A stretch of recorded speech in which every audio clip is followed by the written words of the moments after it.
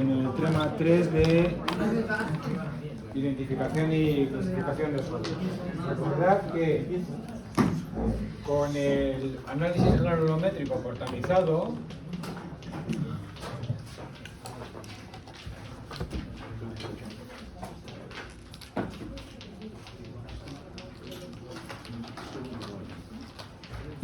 podemos sacar, y ya lo hemos hecho en algún ejercicio, con este análisis podemos sacar para nuestro suelo el porcentaje de gravas, el de partículas de arena, arenas, y el porcentaje de partículas finas.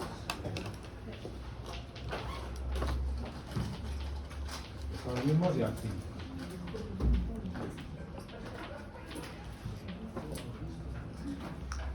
Pero este porcentaje va en bloque. Con el análisis granulométrico portamizado no podemos distinguir qué cantidad de limos tenemos ni qué cantidad de arcillas, sino tenemos el conjunto. Entonces, para distinguir estos dos tipos de partículas finas, por eso la semana pasada expliqué el comportamiento de las arcillas en presencia de agua. Entonces veíamos lo que en las transparencias tenéis, que son las propiedades físico-químicas de las arcillas y que hacen que una arcilla en presencia de agua pues se comporte de forma muy distinta en función de que tenga mucha agua o que tenga menos agua. Cuando tiene poca agua, o prácticamente ninguna, es algo seco, mientras que cuando tiene algo de agua, el agua rodea las partículas de arcilla y eso le da la capacidad de moldear, de que sea moldeable o plástica. Es el término que se utiliza. El término plasticidad es equivalente a moldeabilidad, pero para nosotros esa característica de las arcillas es su plasticidad, que es lo mismo que moldeabilidad. Por lo tanto, esta característica que tienen las arcillas y que no tienen la mayoría de los limos es la que nos va a permitir distinguirlos, los limos de las arcillas. Vale, entonces, lo que estaba comentando, y es donde nos quedamos el jueves pasado, es que en un suelo de arcilla, en unas arcillas, podemos tener desde una consistencia sólida, es decir, algo duro, cuando hay muy poca agua, hasta algo que es moldeable, también lo explicamos la semana pasada, cuando tiene cierta cantidad de agua, ese suelo de arcilla, esas partículas de arcilla, pues tiene una consistencia plástica o moldeable.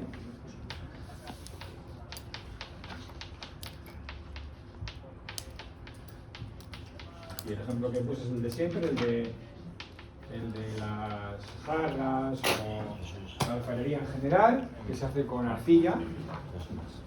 También la plastilina, hay plastilinas, la plastilina en sí no es una arcilla, pero sí hay bloques de arcilla preparados para moldear, para llevar a los colegios y tal. Eso también hay. Es moldeable. Si tuviéramos mucha cantidad de agua, esa arcilla se convierte en una especie de barro, una especie de fango.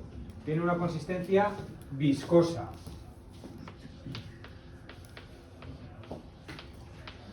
Es decir, conforme va aumentando la cantidad de agua dentro del suelo, pasamos de tener algo sólido, duro, consistente, a algo moldeable o algo viscoso, o como pone aquí, fluido.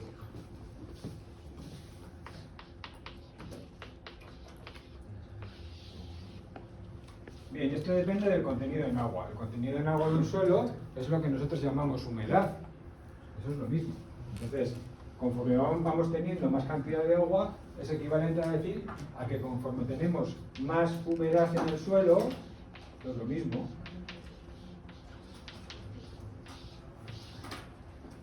Pues la consistencia de ese suelo de arcilla pasa, formado por partículas de arcilla, pasa de ser algo duro y consistente a ser algo más viscoso.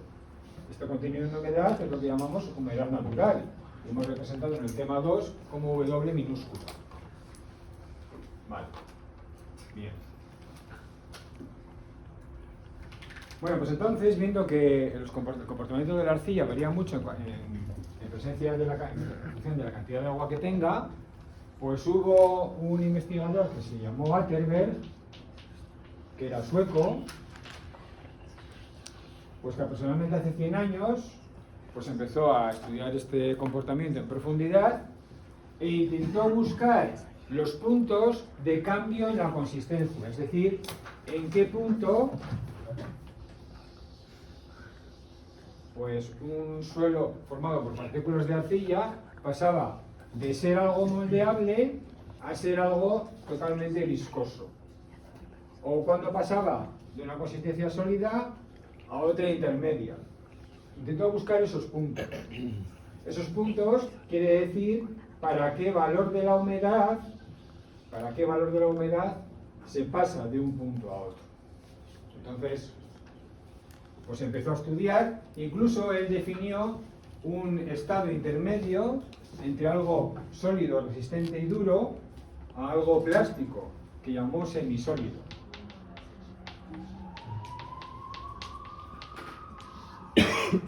Entonces, él cuando estuvo estudiando este comportamiento de las arcillas, pues definió 4 estados de consistencia.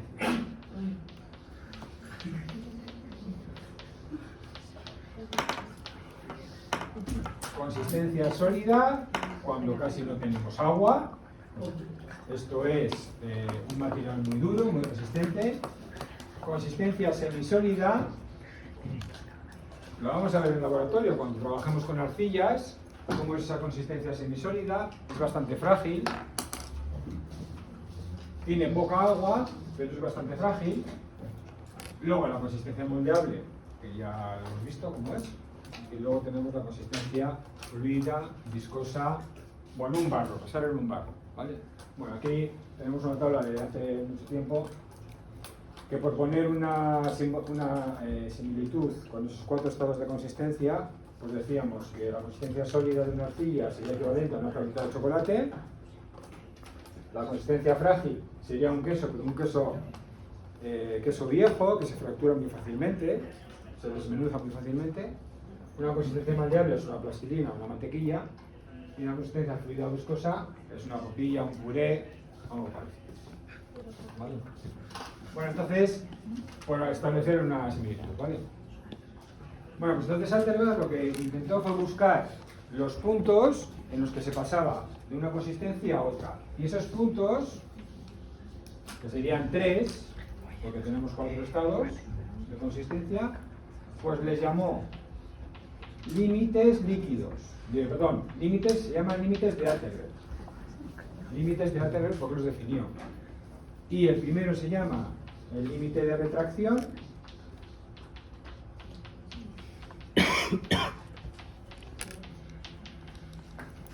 Es el valor de, ahora los veremos en detalle, pero como veis es el valor límite entre consistencia sólida y semisólida. El segundo, entre semisólida y plástica, es el límite plástico. Y el tercero, el que separa la plástica de la fluida o líquida, es el límite líquido.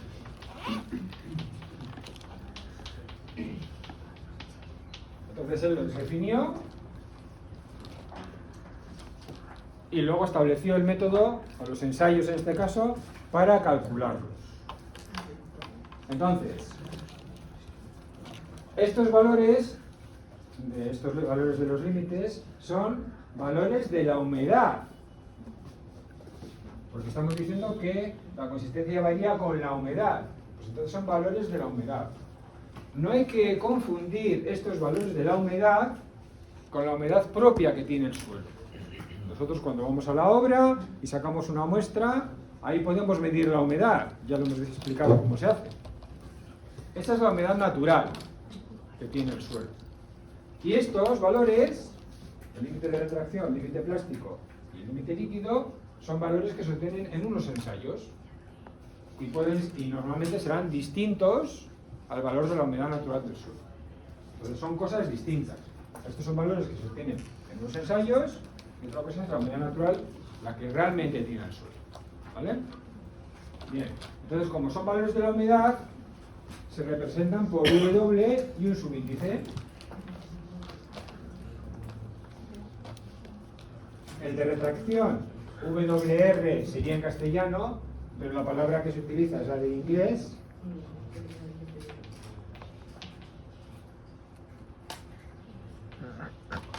Shrinkage, que es contracción en inglés. Bueno, pues si es retracción, solo utilizaremos la S, el resto no. Límite plástico WP y límite líquido WL. Tenéis aquí, WS, WP y WL. Como es humedad, W, y luego subíndice, retracción, plástico y líquido. Vale, entonces ATR ya les puso nombre, son, como digo, valores de la humedad, y él se inventó los ensayos para determinar esos valores de la humedad. Se los inventó y son los que se siguen utilizando 100 años después. Y son los que están recogidos en todas las normas. Ahora están empezando a cambiar algunos de ellos, ya lo comentaremos, sobre todo el del límite líquido. Están empezando a cambiar, pero se siguen manteniendo básicamente lo mismo.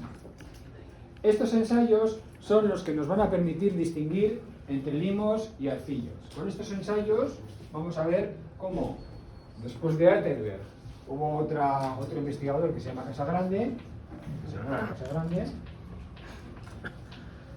y entre los dos, a partir de estos ensayos, pues establecieron un procedimiento que es puramente experimental, no es nada teórico, es puramente experimental. Establecieron un procedimiento experimental para poder distinguir entre estos limos y estos arcillos, que es lo que vamos a ir viendo a partir de ahora. ¿Vale? Entonces esto sería como una introducción. Y ahora empezamos a explicar los tres límites: el de retracción, el plástico y el líquido.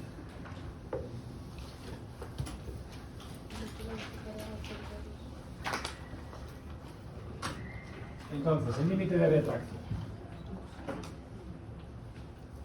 Bueno, yo lo suelo representar por la W de humedad y luego el subíndice que corresponda. Pero hay mucha gente que en castellano pues se escribe pues LR, LP y LL. ¿Vale? Entonces hay veces que los veréis así. A mí me gusta más poner la W para indicar que se tratan de valores de la humedad. Pero en muchos sitios aparecen como LR, LP y LL. Es lo mismo, Es lo mismo. El límite de retracción. Bueno, el límite de retracción no se usa para clasificación de suelos, lo tenéis por aquí, no se usa para identificación y clasificación de suelos, pero como forma parte de uno de los tres que descubrió Atterberg, que definió Atterberg, pues lo explicamos. Bueno, aquí tenéis tres definiciones, pero es todo lo mismo, Por formas de decir lo mismo. Entonces, cualquiera me vale. Si empezamos por la primera, sería, es el valor de la humedad,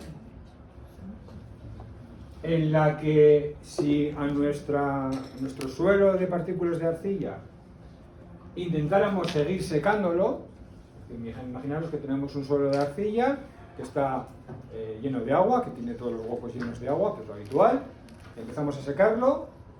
Bueno, pues llega un punto en que si seguimos secándolo no cambia de volumen.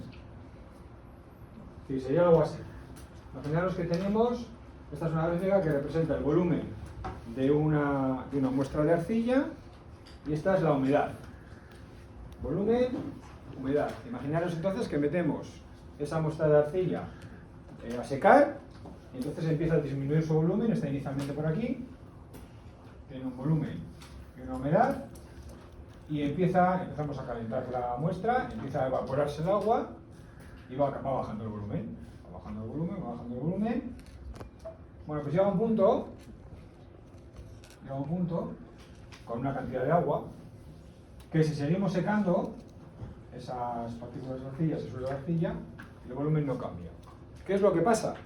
Lo que pasa es que las partículas de arcilla en principio están separadas, tienen el agua, esa que está en diferente, la doble capa, que vimos, el agua absorbida y el agua atraída que está a su alrededor, pero conforme se va secando el agua, pues se va secando el agua que es atraída, que es la que está menos unida por fuerzas de atracción a las partículas de arcilla, y entonces se van acercando las partículas hasta que chocan entre sí y pues establecen una, ya hablamos de ello, una especie de estructura floculada en la que las partículas pues no están planas unas con respecto a otras, sino que se chocan unas con otras, y entonces ahí se quedan. Una vez que están encajadas entre sí, el agua que hay en el medio se puede seguir secando, pero el volumen no cambia, porque eso está encajado perfectamente. ¿Vale? ¿Os acordáis de que pusimos esta situación, ¿no? Pues sería una situación parecida a esta. Se encajan las partículas entre sí, aquí sigue habiendo huecos con agua, entonces este agua se seca, pero el volumen no cambia. ¿Vale? Bueno, pues la humedad a partir de la cual el volumen no cambia, esa humedad es lo que se denomina límite de retracción. Esa humedad a partir de la cual el volumen de esa muestra de suelo no cambia, pues se denomina límite de retracción. Por lo tanto, en este punto, que corresponde al límite de retracción, el suelo está saturado.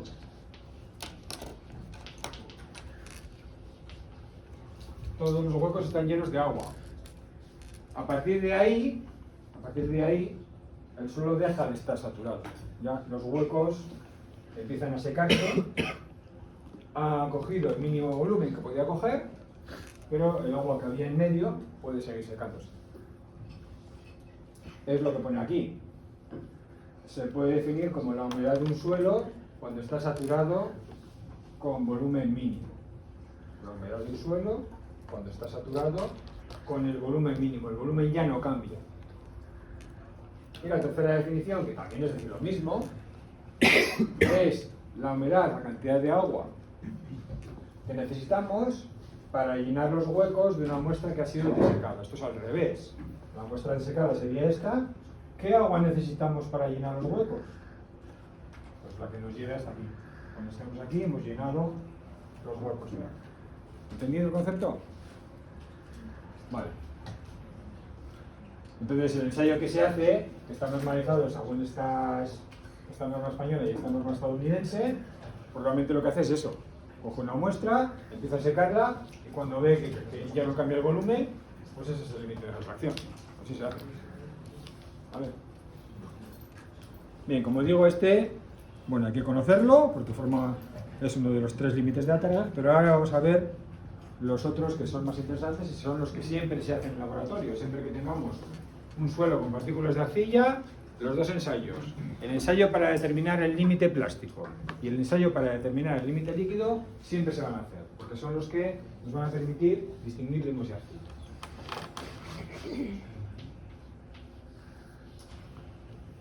Entonces el límite plástico es el que distingue la consistencia semisólida a plástica.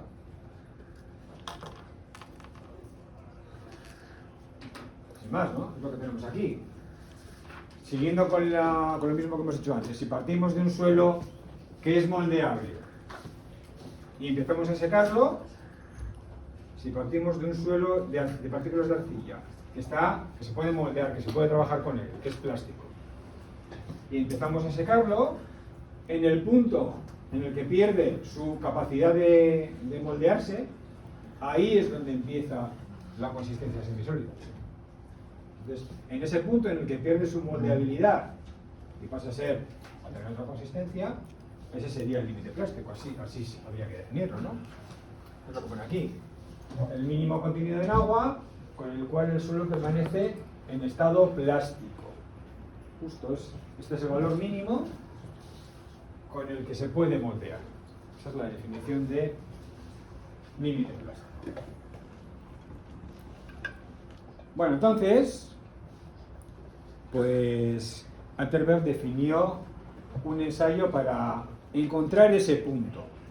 Entonces, como vais a ver, el ensayo yo os lo voy a poner en un vídeo para que os lo creáis, ¿vale? Cómo se hace. Porque si os lo cuento no os lo vais a creer. Entonces vais a verlo cómo se hace en un vídeo, en un laboratorio, y Y esa es la forma en la que Atterberg definió ese límite. Y me diréis, pero eso es muy arbitrario. Efectivamente, es muy arbitrario. Pero se lleva haciendo así 100 años y se seguirá haciendo así como forma de determinar ese límite plástico. Porque además es que luego se puede clasificar el suelo con esos valores. Vale, entonces os voy a poner el vídeo. Está en Egela.